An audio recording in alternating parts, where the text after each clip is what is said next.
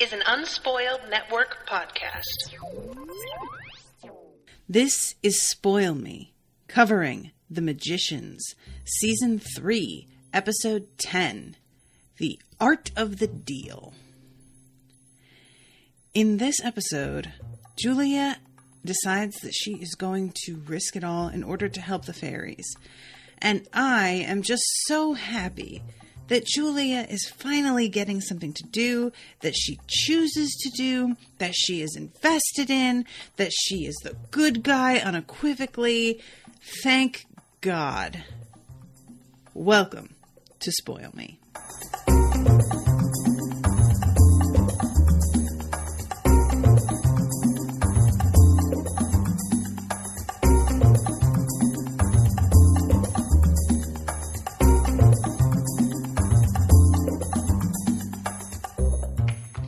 Welcome to the show, everybody. I am Natasha.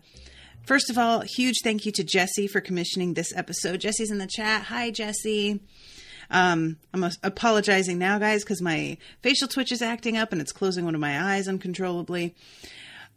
This episode is just so satisfying. It's just like eating a really good meal where you're like, at the end of it, oh yeah, that's the stuff, that kind of feeling.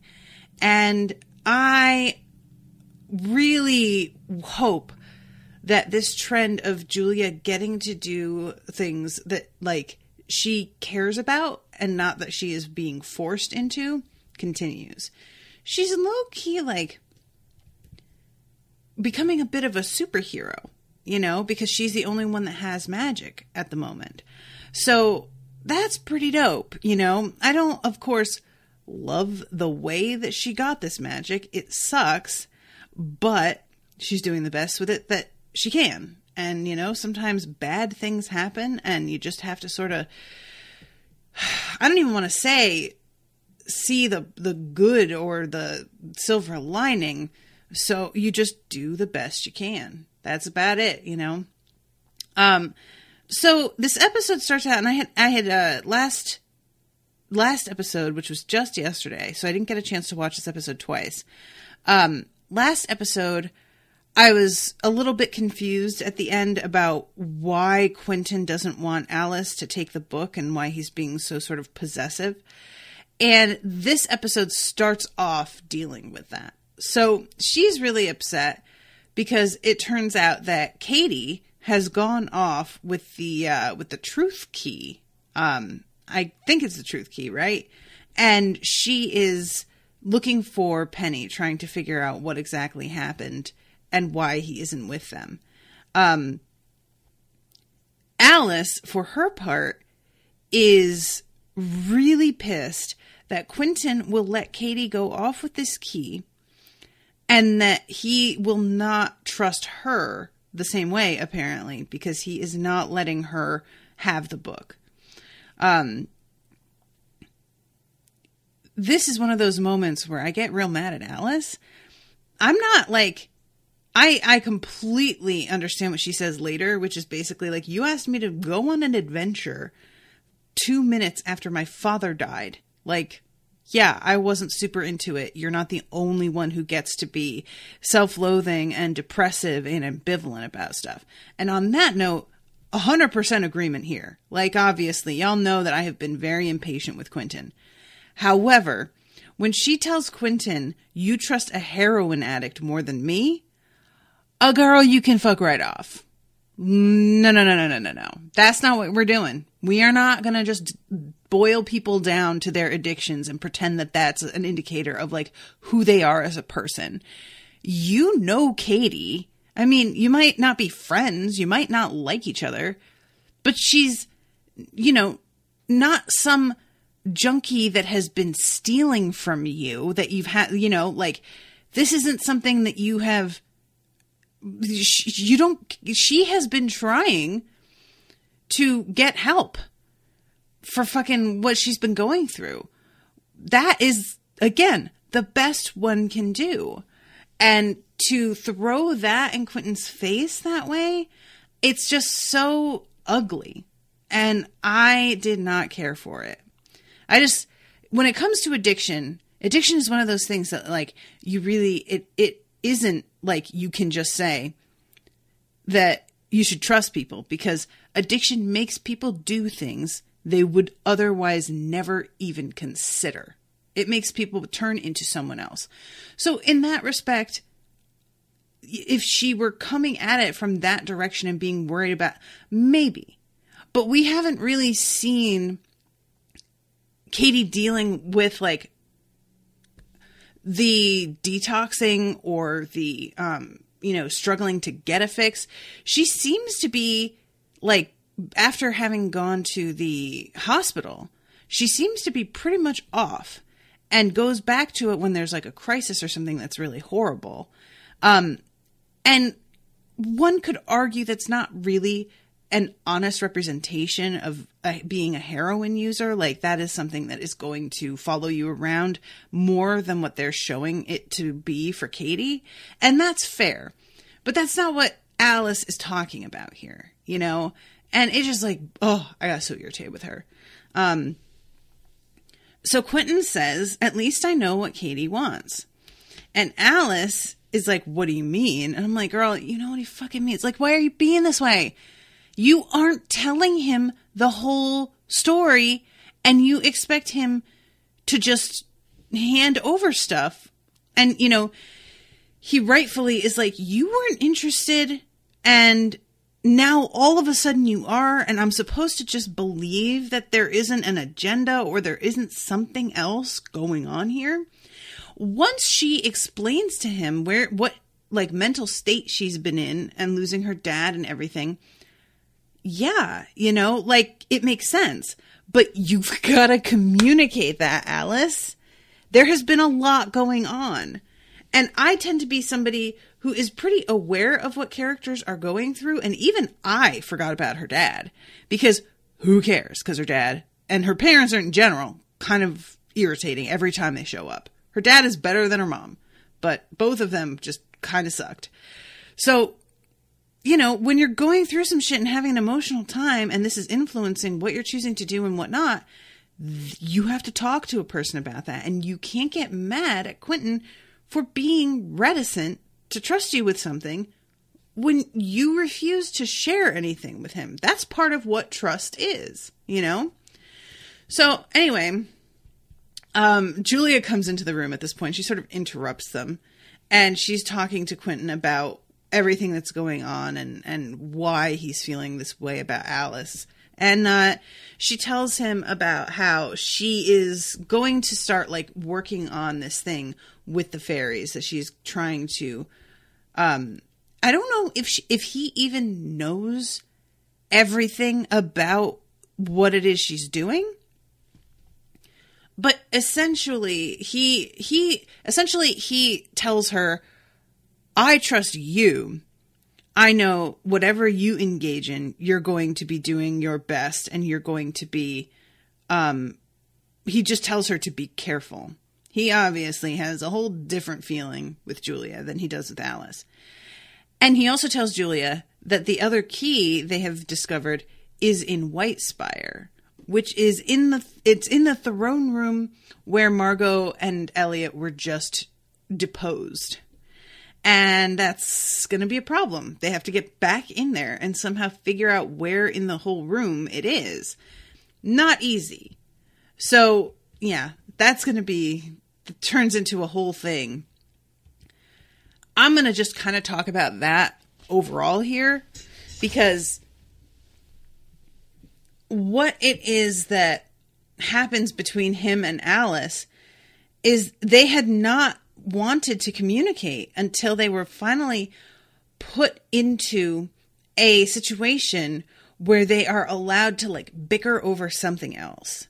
And this is classic immature relationship stuff, right? Like, this is something that I think a lot of people will run into when they are with somebody that they don't know how to talk to. You will get in a little petty argument about something, and kind of like it mushrooms into a fight about another thing somehow that both of you are mad about and both of you really want to talk about, but neither of you planned on it in that moment. And all of a sudden it just comes to the surface and you're like, well, I guess we're doing this once you're in the middle of it. Unfortunately, they're doing this in the throne room because they find out that there's like a thing with the moon and directing light at different keystones and yada, yada, yada. So can I talk about real quick Joshua talking about the cookie moon? And Josh has his like hands on the back of Margot's chair in the ship when he's talking about this. I'm going to screenshot this because she is looking at him like she is so amused by him getting really excited about this quest. She's got this expression on her face like, all right, go on, I guess. I enjoyed this deeply. Margot is honestly, throughout this episode, she seems really entertained by everything that's going on. Like, she's frustrated, but she's also in her element, you know? And there's something about her that I found her really, really funny this time around. So they are trying, they like do the thing that they think they're supposed to do, which is direct the moonlight at these keystones with mirror shards. And as they're doing this, they're arguing too loudly. And Josh keeps trying to tell them to keep it down. Josh is me in situations like this. Like, that's what anxiety does to you. And the fact that he finally goes and finds a joint to smoke, I get it. Like, these two are not working well together. They are not making an effort to, like, get along. They don't seem to be fully appreciating the danger everyone is in. Altogether, these are not people you want to be on a quest with. This is like worst case scenario kind of team. The only thing worse than being on a quest with people with like exes who are fighting is being on a quest with somebody that you think may betray you at any time. But it's almost worse when it's something like a fight that's like unrelated, because that can lead to you being caught purely by accident. At least if somebody's going to betray you, you can kind of have a sense of what they might do. You can predict like the direction things are going to go in and when and why. But if it's something like this, there's no like rhythm to it, you know? And I really, really sympathize with Josh throughout this scene. The two of them are just really going at each other and not in the fun way. So the whole thing in the throne room pretty much ends with the two of them, like Josh interrupting the two of them as they're fighting and saying, I think I know where the keystone or where the key is. And they look up at the ceiling and there's no, like the audience doesn't get to see what he's talking about. But I assume next week I will find out. Or maybe this Friday, actually. I should check. And yeah, Alice explains to Quentin, I didn't tell you about working with the library because I knew, oh yeah, this Friday. Damn, son. I got a lot of magicians this week. She tells him, I knew that you were going to react this way. And you're being completely predictable here. You're doing exactly the thing I was afraid of, which is exactly the reason I didn't tell you. So I'm not sorry, you know, basically. And I get it. I get it. I really do. Also, though, I understand Quentin being worried about the library because they killed Victoria. And this is something that Josh didn't know. Nobody told him about it, you know. Now, I understand people really not thinking about it. Again, there's been a lot going on. But what a way for him to find out. And it's clear, as much as he isn't with Victoria anymore, he still cared about her. You know, finding out that she's fucking dead. Not great. So, I'm going to double back. Pretty much feel like I covered everything there. And let's talk about what's going on with Fen and Julia.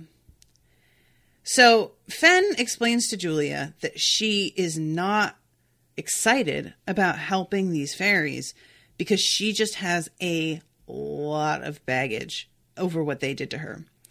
she explains this via emojis. Guys, Fen getting into Earth technology could be its own show. Like, it's not just a time travel thing. This is like, because what I think of when I think of what's going on with Fen is like a Hallmark movie. Did you guys see The Night Before Christmas? It's a Hallmark movie, I think. No. It was a Hallmark style Netflix movie. And it's a medieval knight who gets brought to the future on Christmas Eve.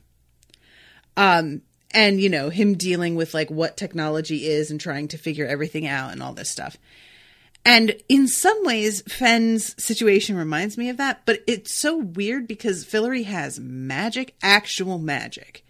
So she's impressed with certain things that I wouldn't think she would be. And then there are things that I would expect her to be kind of like impressed by that she's just got a very different sort of, context for things than somebody who actually grew up in a medieval era. And as she's getting into these emojis and talking, like, she is really being, honestly, quite snotty in some ways to Julia. And I have to give Julia the props. Not just props. The props. Because she is patient AF. She is trying to be understanding of the fact that Fen has been traumatized by these fairies. Like, I think if anybody is going to be compassionate about the fact that Fen went through something really horrifying, it's Julia. And I am deeply pleased with what they're finally doing with Julia's character. It's taken a long time to get here. They have made some choices that I have hated. And I really hope that this is just going to continue to swing upward like this. Fingers crossed. Also, Julia and Fen working together, these two women who have been victimized repeatedly and put in positions where they don't have a lot of choice and are just in shitty circumstances, these two teaming up and working together, again, a whole show. I would be fine with it. You know, like just them. This episode, their storyline is so compelling that every time we bounced back to like what was going on in Fillory and stuff, I was just like, like, you know, normally the Fillory stuff I'm really interested in. And this time around, I was just like, get back. No, stop it. Fairies, go back. So she finally convinces Fen, because she says something about they make my skin crawl. And Julia is like, how does slavery make you feel, though, Fen? And I appreciated that she keeps on bringing it back to, like, the principle of the thing, you know? And Fen is like, I'm not going to be able to pretend I don't hate fairies. And Julia's like, aha. But you don't have to, because that's the whole thing. Jessie is saying Fen just gets more and more fun as a character. I love her now. Same. Fen is like an MVP. It's weird because she's from the magical world, but Fen feels almost like an audience surrogate. You know, she feels like an audience member that kind of comes into things and looks around and is like, y'all are a mess. And has like the most, I think maybe it's because she doesn't have magical ability. So her investment in getting magic back, it's very like circumstantial. She doesn't have a stake in getting magic back personally because she doesn't miss it the way everybody else misses it who can do magic. Fillory depends on magic, so in that sense, she cares. But she's just got a more human sort of story and reaction to things. And she isn't like directly involved in a lot of stuff. And I feel like that makes her a little bit more relatable to me as a viewer. So they go to see, oh God, guys, the woman that I keep wanting to call Catherine, and y'all keep telling me what her name is, and I keep on forgetting it. She is the way that they handle this, and this is Julia's genius idea, is that they are going to pretend that Julia wants a collar because she is interested in capturing a faerie to have as her own servant. So she wants one of these collars. And it's a really interesting sort of conversation. Irene McAllister. Thank you. I don't know why Irene is so hard for me to remember. McAllister is the last name from Home Alone. I really should at least be able to remember McAllister. Hi. But Irene is unaware, as it turns out. And I don't know exactly how this is possible, but at one point Fen says, I hate them and their mushrooms. And Irene says, mushrooms? And it makes me think that Irene doesn't know that there are, like, the way that fairies are born, which is surprising because when they talk to the old fairy, the 400-year-old fairy, who is the one that remembers the original deal that was made, he talks about, as we continued to, as others of us were born into this life. And so it's not that the Fae aren't having babies in, like, on Earth. Apparently they are. They're being born into slavery.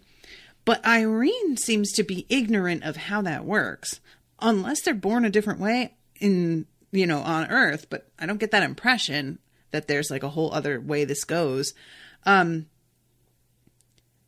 Irene is extremely interested both in where the fairy is that Julia saw, because obviously Irene is a slaver. She is a slave trader. She deals in human trafficking, except they're not human. And she hears that there's a source maybe somewhere else that she can go to exploit. And she wants to know where the fuck it is. If she doesn't know how Fae are born, I want to know what she would do with that fucking knowledge. I actually don't want to know. Thank you very much. And she also is not aware that there are still a bunch of Fae living in Fillory. She thinks that there are only a few left in, the United States, that they have laid claim to most of them. If there are others, she wants to find them and capture them. And she pretty much thought this was it. And Fen is not being super careful throughout this conversation and blurts out that, like, oh, there's lots of them in Phil. And Julie has to jump in and be like, Fillmore. It's a town, in the Midwest. And just over and over again, Fen makes these little, like, missteps that Irene is not stupid. I don't know if she picked up on it or not, if she's going to, like, start to put things together or not. But whatever the case, like, I don't know. Does she know Fillory is even real? I would assume she does. But it doesn't feel like this was a common knowledge at Breakbills that Fillory was real, Now it may be more because there's been so much adventure happening to and from that word is just going to spread. But it's unclear to me whether or not she's aware of it. So, yeah, this whole thing, she starts to say, well, I didn't make a deal with the Fae. One was made for me by and again, Julia interrupts and says by her family. So Julia doesn't want her to know, it doesn't want Irene to know about Margot and Fillory and what all is going on over there. She's just trying to keep this story that she ran into a fairy. Julia is saying that she can see the Fae because she made a deal with a baby fairy in exchange for a Snickers bar to be able to see them. And Irene seems to sort of take this at face value. She's accepting of this story, but she also wants to know, where this young fairy is. She gets very sort of, interested in this way that is extremely sharp and focused and predatory, and it's very upsetting. So they are talking about this collar, and she says that her uncle Edwin makes them. They are, we find out, not removable. And we don't find out that they are not removable until almost the end of the episode, because Edwin makes it sound as if he has a machine that removes them. What he has is a machine that chops their heads off. There's no getting out of this collar once you put it on, except via the magic that the fairy queen somehow manages to use despite wearing this collar. I don't know how she does it, guys. I'm very, very curious about it, because it's not that she simply takes away their visibility. They do go invisible, yes, but their collars fall to the ground when they do it. So they have just gone straight up incorporeal. And I don't understand how the queen manages this when supposedly getting in touch with any sort of magic causes it to vibrate and kill them. Can anybody explain this? It's super, super satisfying. Again, I am really, really delighted to see them break out, but I just don't understand how she's able to perform magic wearing it. I thought that was the whole thing. Like, is it a fake collar? Did they get one and then like replicate? It doesn't seem... Let's see. Hugabug says she breaks their deal, which is why the collars work. Right, but how does she break their deal? Because she paints with blood on the wall. And I don't understand how what she's doing is breaking the deal. Is, I guess, my point. Because it looks like she goes straight into performing magic. Is what she drew on the wall with blood a breaking of the contract somehow? Like, is that like the unsigning of a contract or something? Ashley says, I think it's because the blood painting is more like a ritual, not magic casting. Interesting. Okay. Curiouser and curiouser. I really want to, I'm fine with it because the concept of it makes sense to me, in theory. I just don't really understand practically how this sort of thing works. Jessie says, that's how I understood it.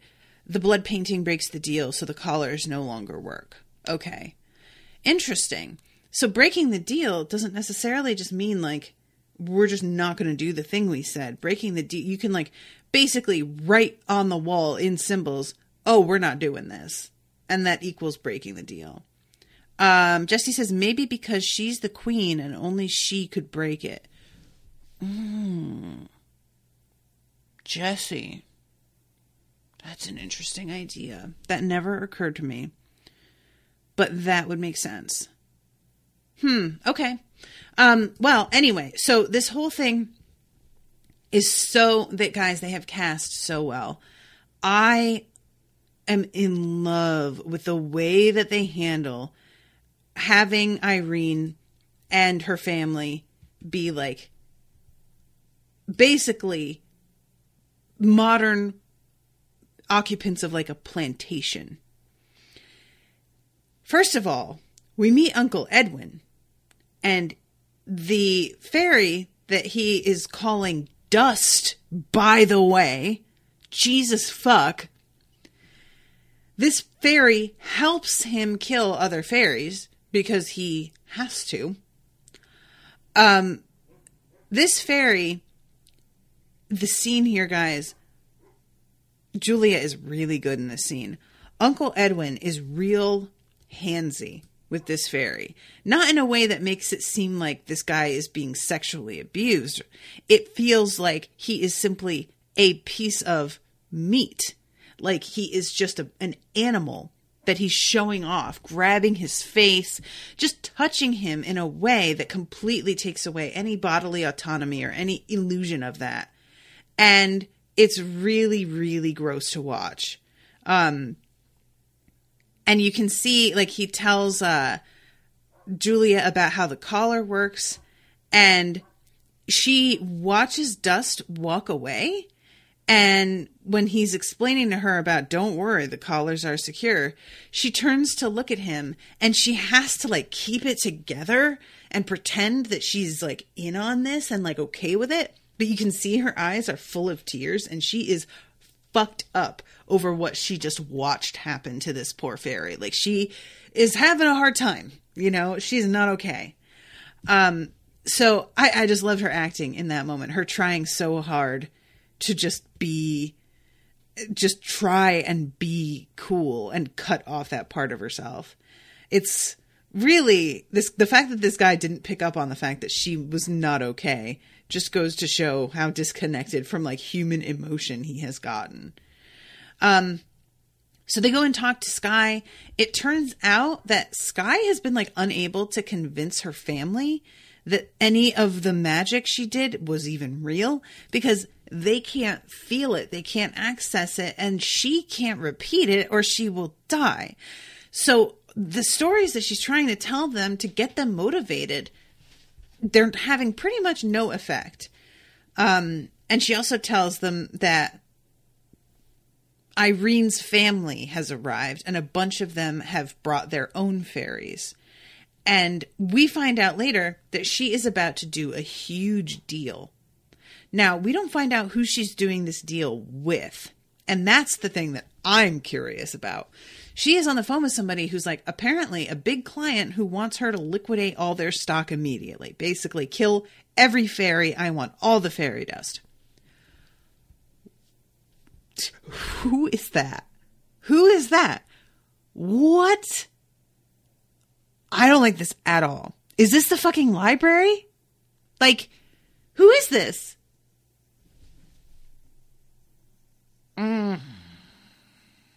Because there's somebody else out there we got to deal with now. Don't like that. So they are, let's see, after this conversation with Sky, they go to Fillory, and they have to convince the Fairy Queen about all of this, because, of course, she knows what happened. And it turns out fairies aren't native to Fillory. They fled to Fillory because they were being hunted to near extinction on Earth, which is interesting. I like that detail. And they say something about how they didn't know that. And she says, short memory is a privilege of the oppressor. Oh, if that isn't such a good line, y'all. I loved it. I loved it. So good. She finally is convinced by Fen basically being like, bitch, I hate your guts. I hate your kind. I hate everything you did to me. I want to strangle you with my bare hands. And yet, here I am telling you some shit. That's how fucked up what is happening to these fairies is, that even I'm upset about it. So I don't know what to tell you if you don't believe me. You are dense. Do something. They need you. They're being enslaved and murdered. Like, come on. At this point, actually, I don't think Fen even knows that they're being murdered. They assume that they're just having body parts cut off. We wind up finding out about the murders later when she sneaks down into the lab and watches it happen. And the Fairy Queen finally gets on board and is like, okay. And what it turns out they have to do is put a collar on her and pretend that she has been captured by Julia. Which, I mean, it is understandable why she does not want to do this. And Julia has to be like, look, I'm not blaming you for not trusting us. Like, honestly, I don't think I would trust us either. But there is literally no alternative that either of us can think of for getting you in there. If you have an idea, you can, definitely do that. But I don't feel like you have anything, and we have to do something because it sounds like things are getting accelerated a little bit here. We don't have a whole lot of time left. So then the queen asks her, like, why she should be putting her life in the hands of a magician who doesn't even have any magic. And Julia demonstrates to her about that. I do. And the fairy queen can tell that it's because she's, quote, God-touched, which Julia sort of smirks and is like, yeah, okay, I guess that's one way to say that. And she asks Julia, like, well, if you have magic, like, why are you doing this? And Julia says what she sort of was saying before, which is just like, I feel like this has been given to me because I am meant to do something with it. It is a responsibility. And I want to do things that matter and mean something. And this, like, you know, saving people from slavery, it doesn't really get more meaningful than that.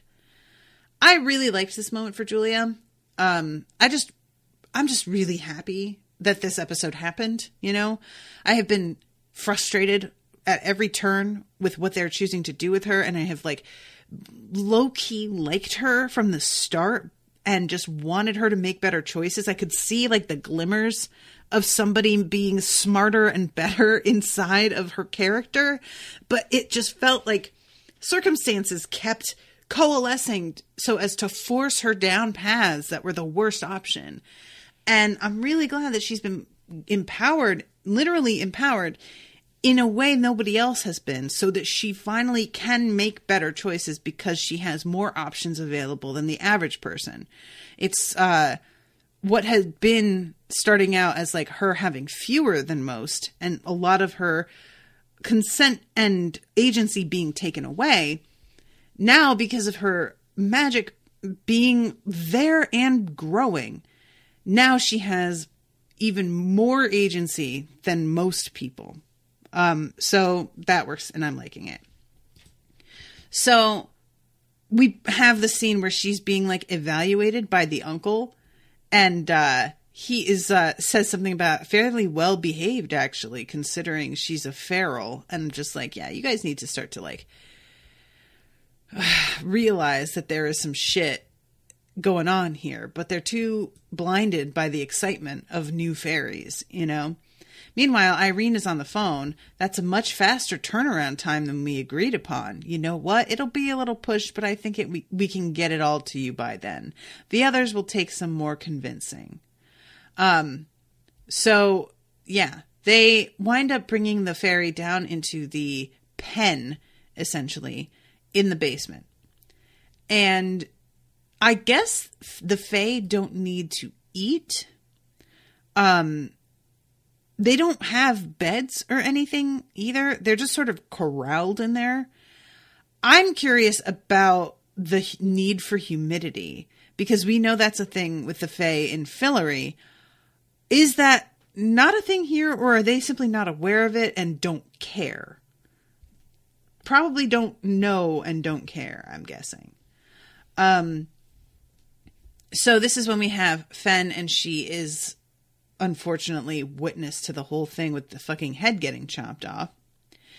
And we have, as this is going on, a really great scene. I love the way that this is cut together, because there is the family upstairs having dinner at this big table with these, like, huge candelabras. And it is just very, like, Gone with the Windy, plantation-esque, like, this whole vibe of this family there. It is really,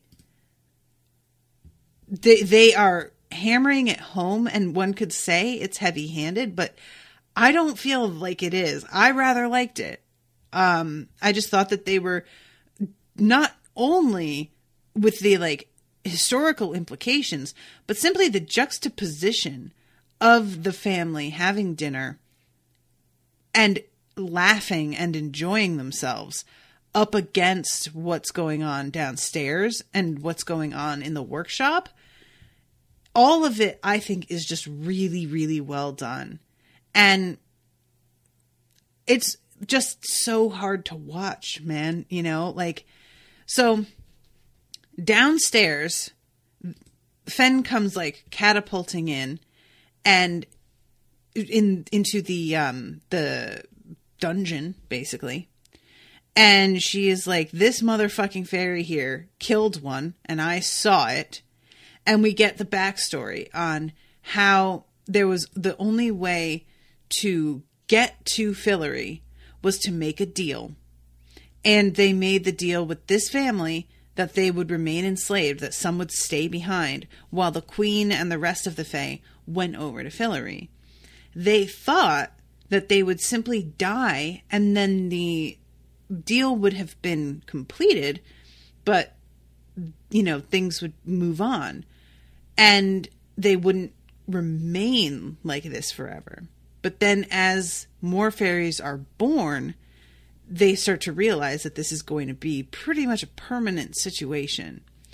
And evidently, this guy, because he's 400 years old, he knows that they can do magic, I guess, but he just sort of doesn't tell the others, because I think he just doesn't see the point in them knowing about it. If they know that they have magic, they're going to try and use it, and then they're going to die. And I kind of get where he's coming from on that. He doesn't feel like there's an alternative.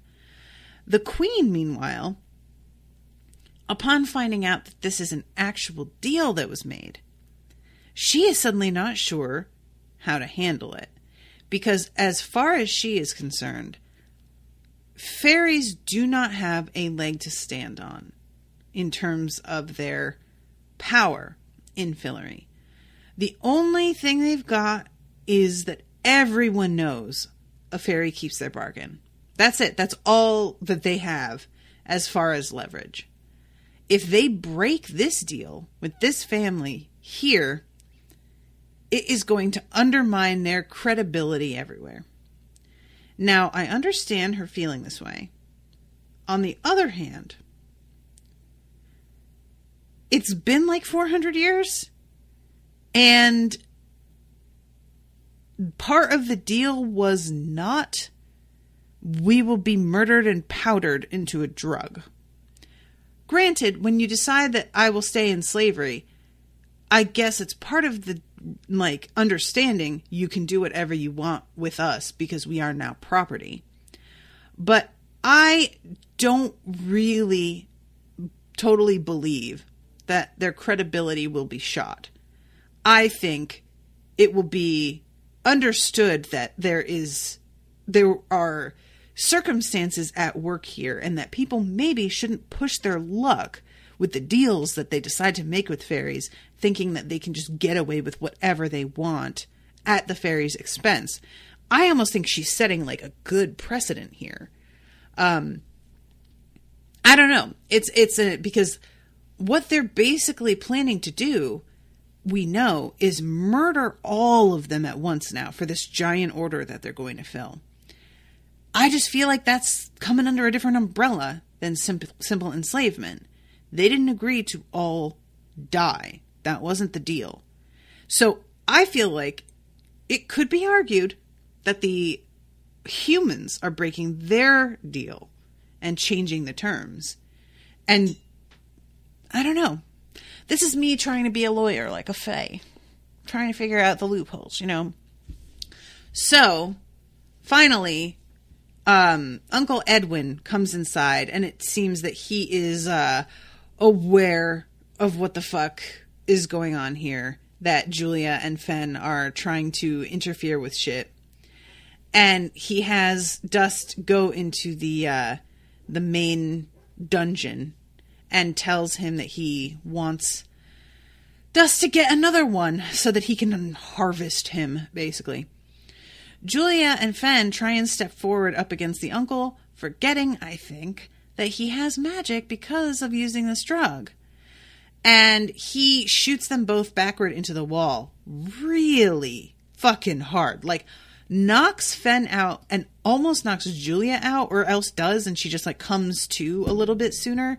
But it's a violent moment, and then he grabs one of the Fae and is dragging her away. I think he's got Sky. And the queen is watching all of this, and you can see that she like had intended to be passive. She had intended to just be like, we agreed to this and this is what we need to do. But upon watching this happen in front of her, she is just like, okay, no, I can't do this.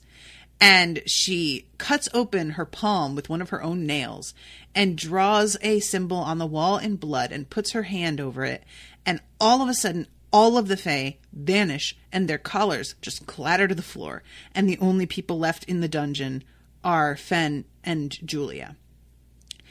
Then you see Uncle Edwin start to sort of like convulse. And I thought there was some spell being cast on him. But what it is a simple old beatdown. Just a good old-fashioned beatdown. And then there is a screwdriver nearby that one of them picks up, and we cut to the actual sight of the fairies holding him with the screwdriver in one hand, and Julia wakes up just in time to see them stab him in the fucking neck and face with the screwdriver. And Julia, honestly, looks very satisfied. She's not smiling. She's not like, oh, yay, murder.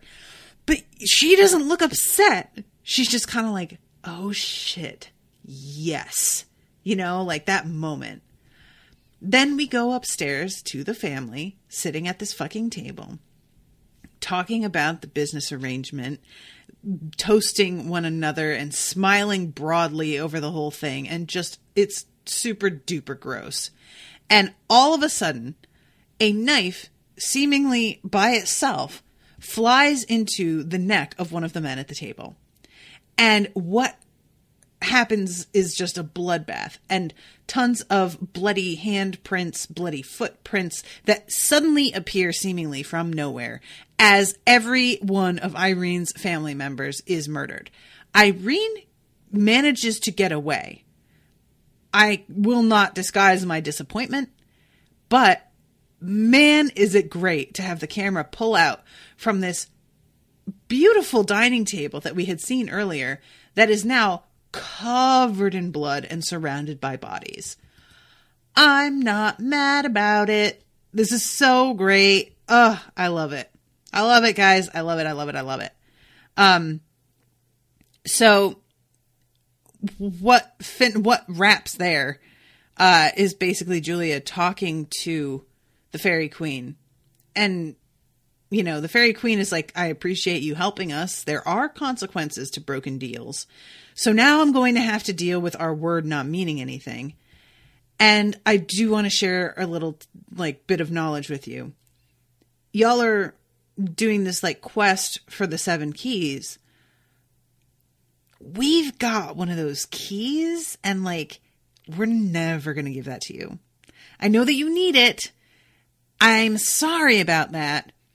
But it's literally the only thing that is keeping our world in Fillory going. It is... There is no way to give it up without it all collapsing. So, I don't know what to tell. And I really like that Julia doesn't argue with her here. Because all she says is, it sustains the fairy realm. Without the key, everything collapses. That's why we can never give it to you. And Julia just kind of like gets a thoughtful look on her face, but doesn't try and be like, well, what about this? What about this? She is like, man, that sucks. Well, I guess we're going to have to think this over. Now, it's possible that the Fae are going to be like also wanting magic back. But I get the impression that they like are fine with all of the humans being depowered because they like having the sole source of magic power. I don't see them being that interested in helping humans get it back. I don't know, unless Fillory being healthy, because they, you know, all of the crops and everything are fueled by the wellspring.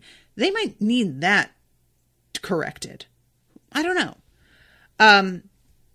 But yeah, so that I rather liked, the way that ended in that revelation, because it's a really understandable, like, it's no longer oh, the evil fairies have the key, we have to get it from them. It's the fairies who were oppressed and understandably hate humans have one thing that is keeping their entire existence and ecosystem going, and they don't want to give that up. I'm not mad at them. Like, it changes everything, knowing exactly how this all went down. All right, so I have 10 minutes left, and I feel like that is just enough time. I'm not going to get into what's going on with Margot and Elliot too much, because they're basically just both trying to convince... He has the King of Loria, whose name I'm forgetting, who he was going to marry, or he did marry, I think, right? And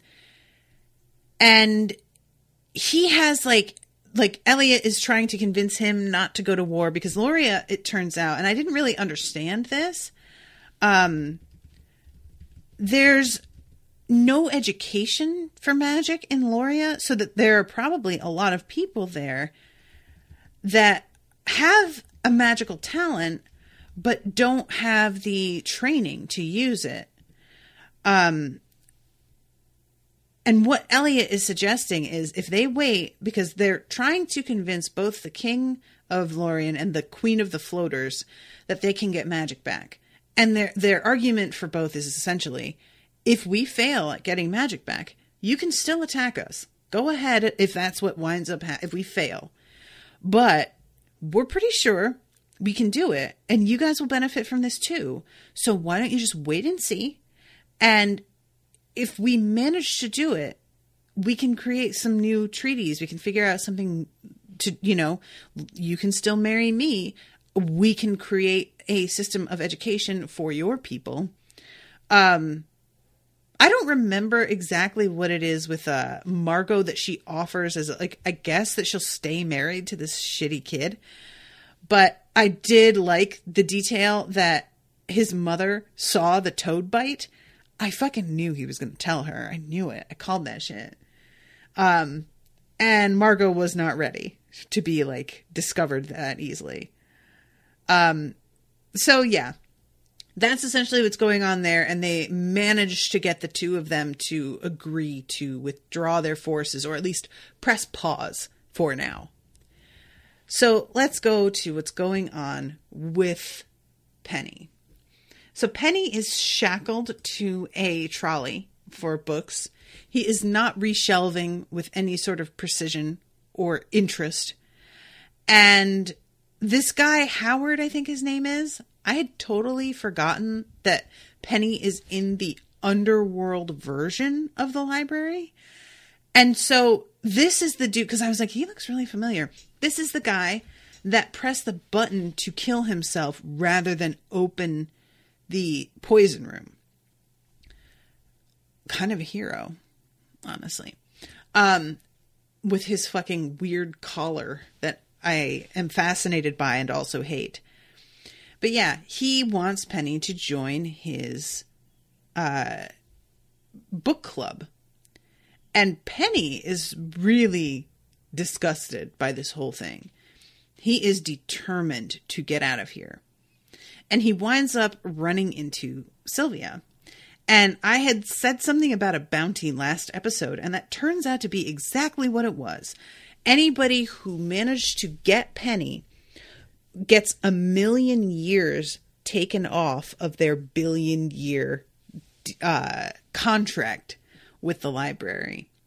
Which, I mean, 1,000,000 years is a lot, but 1,000,000,000 is so much more that it's really a drop in the bucket of her overall sentence. But what are you going to do? And we find out that there is this essentially like a therapy room called Secrets That Are Taken to the Grave. And they see somebody come out of it sobbing. And what it is this is a pit stop that people go to because what Sylvia, the reason that she wants to get time taken off of her overall contract, it's not just because she doesn't want to work for the library, although I'm sure that's also a thing, but her family was here in the underworld and then they moved on. And Penny is startled because he thought the underworld was kind of it. And it turns out that there is more, and that the underworld is really just like a way station. And for a lot of people, they have like a given amount of time that they have to wait before they can move on. But her father managed to figure out a way to cut the line and go on ahead with her brother, I think she says. Now, I would really like to know what kind of trash her dad is that he just left her behind. Because she says something about how, like, well, that's sort of how he's always been. And I'm like, bitch, why do you want to be with this guy? Like, I get that he's your dad, but seriously, you're in the afterlife and he can't even be asked to, like, include you in shit? Like, this is literally the last chance he gets to care for a child that he hasn't seen in who knows how long by the time she comes down there. And he just doesn't care. Like, ew, you know? But whatever, he's her dad. She wants to follow on with him.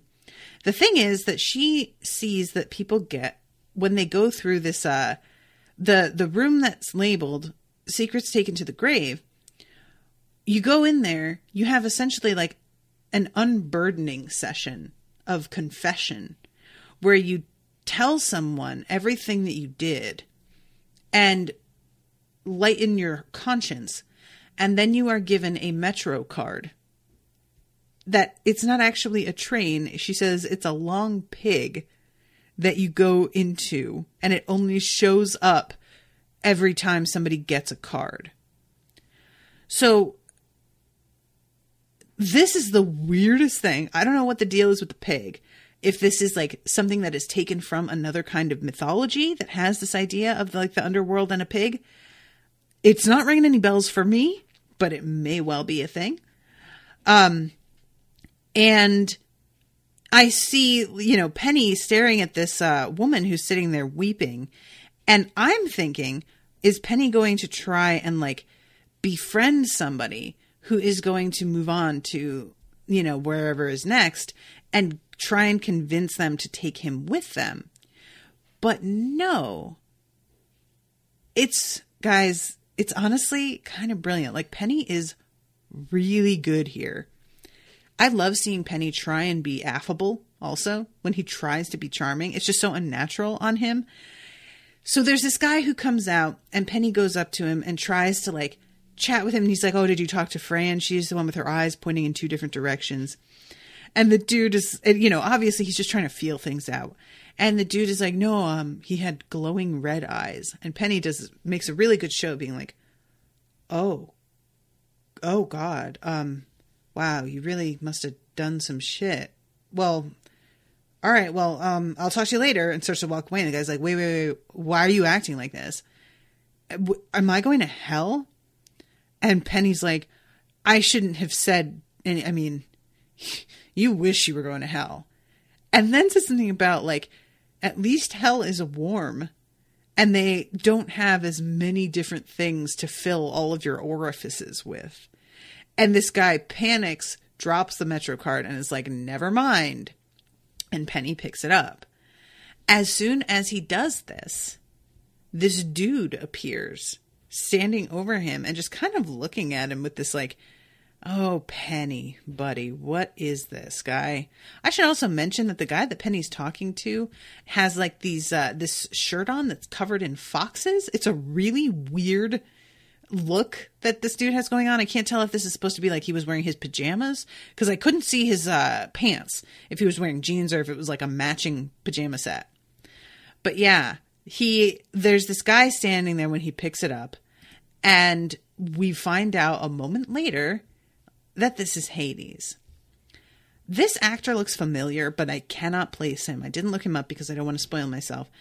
But damn, this casting, this guy as Hades, he is so great. He has this like real gravity to him that feels like what I want from a god of the underworld, because it's really tempting a lot of the time to make gods of the underworld or those who are supposed to represent death kind of like fun and irreverent because we're going to surprise you because you expected somebody dark and mysterious. And instead we're going to do something that's like surprising. And it's gotten to the point where it's like not surprising anymore, you know? And I am loving this interpretation that this guy, first of all, him being Hades and just being around in general, I like him like watching over things and just kind of keeping an eye on stuff. He also has an amazing voice. I have the feeling that because I think he has an American accent in this, but he has the feeling of somebody who has a different accent and is doing an American accent simply because of how much he enunciates while he talks. But it works really well to me. And the way he looks at Penny, there's very minimal body movement and very minimal blinking. And there's subtle things that really add up to making him seem serious and not somebody that you want to fuck with. This is the kind of guy that I could see in a negotiation for some like, you know, multi-billion-dollar companies really cleaning up, like just intimidating the fuck out of people and having an amazing poker face. And it's just, I love him. I love him so much. He is very, very good. So he winds up telling Penny, basically, look, you keep on trying to fight your destiny. You missed being killed a couple times now, very narrowly. And yet, here you are in the underworld anyway, even though you're not even dead. Do you not see how much you're trying to fight it and yet you're still getting there anyway? You are meant to be down here. And your human life, as much as I know that you feel like it means something, though that life is going to feel to you in a little while like the memories of being 3 years old. Very distant and very hazy. It seems counterintuitive, but your important life starts down here. I know this, and I need you to get on board and accept that, because you are destined to do some crazy shit, man. But you need to embrace where you are and stop constantly fighting. And I really liked this. I just really like this whole conversation. I love the fact that he like casually puts the Metro card that he somehow got off of Penny on the side table, and Penny's like, what the fuck? And later on, Penny has the card back and he gives him the choice on what he wants to do. And Penny gives the Metro card to Sylvia. And because, you know, she's like trying to explain to him why she did what she did earlier. And he's like, you know what? That doesn't change anything. But he finally goes back to her with it and is like, look, I get why you did it. I shouldn't have left you the way that I did. And I still feel bad about that here. And she takes it and she gives Penny this big hug. And it's actually a pretty sweet moment. And I rather liked it. So yeah, then we go to him going to the book club. Guys, the one thing about the Underworld library that I hate is all of the fluorescent lighting and how everything just feels like The Office. It's really depressing. This book club just seems like a bummer. But what is the book that he is given? Because this woman is talking about Gil and Stacy, greatest love story ever written. I do not know what book this is. Gil and Stacy. I'm not seeing anything. All right. I just wanted to Google it and see if I could find something. Let's see. Hugabug says, it looks like he might have been born here, but both of his parents came over from Nigeria. Oh, for Hades. Yeah, I could see that. Because, like, there was just something about the way he spoke that felt like he was very carefully controlling the way he enunciated everything. And that always is, for me, a bit of a signal that somebody really has an accent. But yeah, so whatever book it is that they're reading, it's kind of cute because Penny is trying so hard to be cool and nice, even though he's like not super into this whole idea. And this woman, I think her name is Nancy, she comes over and is like, he says, sup. And she turns to Howard and is like, he supped me. oh my God, it's everything I wanted. It's Kathy. That's right. Not Nancy, Kathy. And apparently she's the one who makes the amazing cupcakes. And Howard tells Penny he should have one. And he picks it up. And guys, it is like the most cartoony cupcake. It is amazing. First of all, the friggin' thing is giant. It's so big. It's got like the frosting on it, and it's got like the chocolate drip and the cherry on top. I mean, they look like cartoon cupcakes.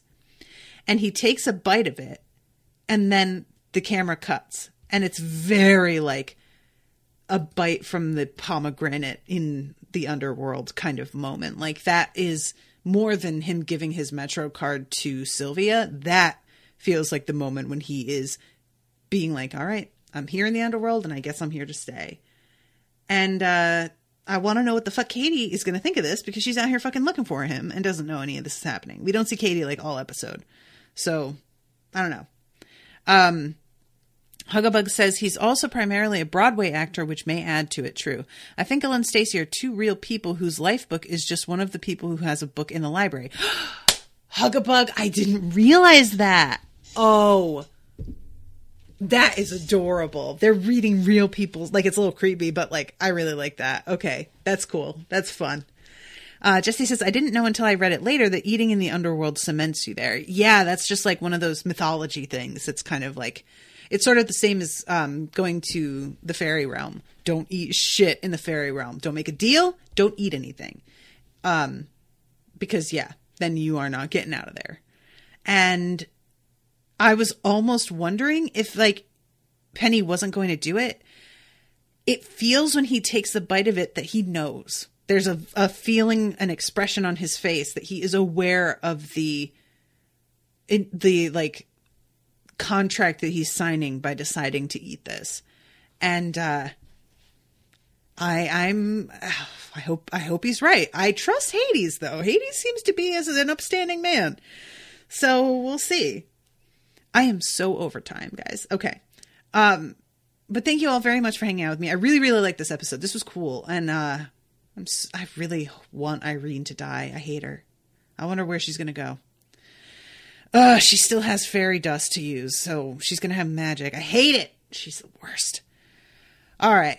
Well, thank you again very much to Jessie for commissioning this episode. Really appreciate it. Thank you all so much. I'm going to see you Friday with another one, so you won't have to wait too long.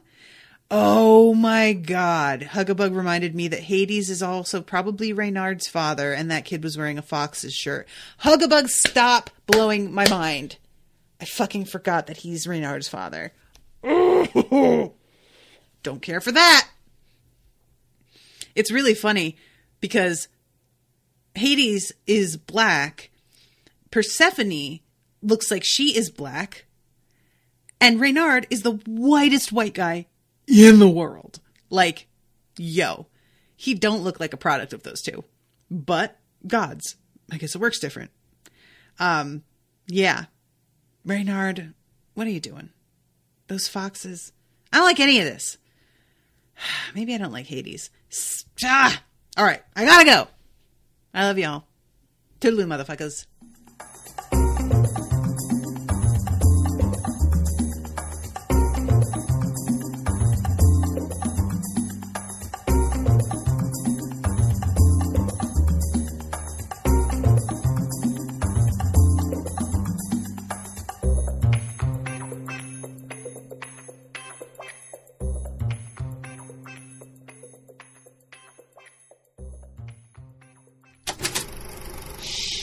That was an Unspoiled Network podcast.